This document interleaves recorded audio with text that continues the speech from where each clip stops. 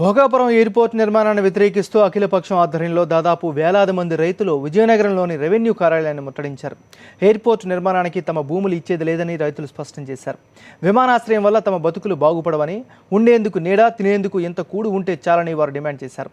విమానాశ్రయ నిర్మాణాన్ని దాదాపు 150 గ్రామాల రైతులు ఆందోళన చేస్తున్నారు.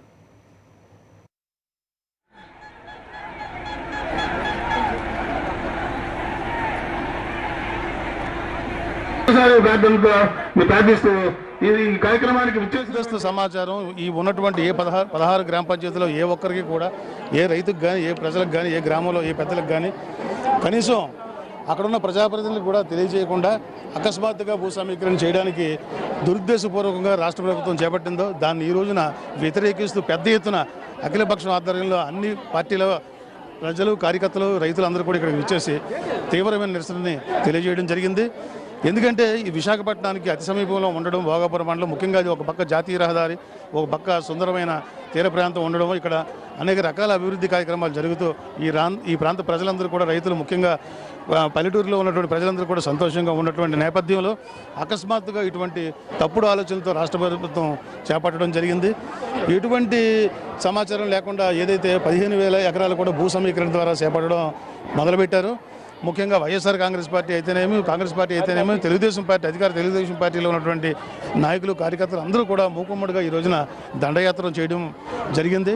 ఇక్కడ ఉన్నటువంటి ప్రజల్లో ఉన్నటువంటి ఈ తీవ్రమైన వ్యతిరేకత ఈ రోజున ఇక్కడ ప్రస్ఫుటమైంది. ఇకనైనా కూడా రాష్ట్ర ప్రభుత్వంలో ఉన్నటువంటి పెద్దలు, కేంద్ర ప్రభుత్వంలో పెద్దలు కూడా ఈ ప్రతిపాదన విరమించుకొని ప్రజలు సుఖ సంతోషాలతో ఉండేటట్టు ఉండాలని కోరుకుంటూ ఈ అవకాశం 500 గజాలు 1500 గజాలు ఇస్తే మా దేనికి ఉపయోగపడుతుంది? రైతు బిడ్డలుగా ఉండి, మరి పూర్వీకుల నుంచి కూడా రైతుగా ఉండి ఇక్కడ భూములు దున్నుకొని, భూములు తోటలో గార్డెన్లు పెంచుకొని చక్కగా జీవిస్తున్నాం.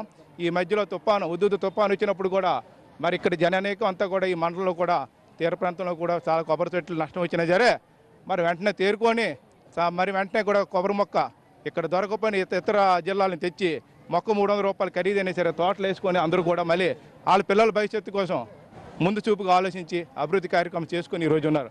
అలాంటి చక్కని వాతావరణ ప్రదేశంలో ఈరోజు ఈ చిచ్చిపేట మంది తుఫాన్ అంది ఒక రోజుతో అయిపోయింది. ఈ ఎయిర్పోర్ట్ ఎక్విషన్ అంది, ల్యాండ్ పూలింగ్ అంది.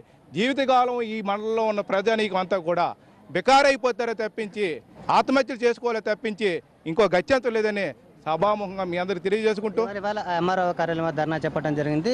రేపటి నుంచి కూడా ఎలాంటి కూడా ప్రజల్లో కూడా మనం చెప్పినా చెప్పపోయినా వాళ్ళందరికీ అవగాహన అయిపోయింది. ఒక్కసారి ఇది ఉంటే ప్రభుత్వానికి తెలియపరచాలనే ఉద్దేశంతో ఈ ధర్నా కార్యక్రమానికి అందరూ వచ్చారు. ఇంకేదంటే ప్రభుత్వం ఏ డైరెక్షన్ ఇస్తుందో ఏటో కానీ తెలియదు. కానీ ఇక్కడ నా అధికారులు ప్రజలకి, ఇక్కడ ప్రజాప్రతినిధులకి, స్థానిక ఎమ్మెల్యేకి అయితేనేమి ఎవ్వరికి ఏ రకమైన వర్తమానం ఇవ్వకంట వాళ్ళ ఇష్టానుసారం దూసుకొని వెళ్ళిపోయి, వాళ్ళ కలెక్టర్ గారు ఆయనే ప్రజాప్రతినిధి కింద ఇక్కడ ఆర్డర్లు వేసి ఆయన నచ్చినట్టు చేసుకొని పోతున్నారు. దానికి ఇక్కడ సంబంధిత అధికారులు దాన్ని పాటించి దాన్ని ముందుకు వెళ్ళిపోతున్నారే తప్పించి ప్రజల మనోభావంలో, ప్రజల పరిస్థితి ఏంటి, వాళ్ళ పరిస్థితి నెక్స్ట్ ఎలా ఉంటుంది, వాళ్ళు డెవలప్మెంట్ చేస్తూ ఉన్నారు, వీళ్ళు ఎక్కడికి వెళ్ళిపోతారు, ఏ ఊరు వెళ్ళిపోతారు, ఎక్కడికి వెళ్తారని ఆలోచన ఒక్క అధికారికి కూడా లేదని మేము చాలా బాధపడతాం.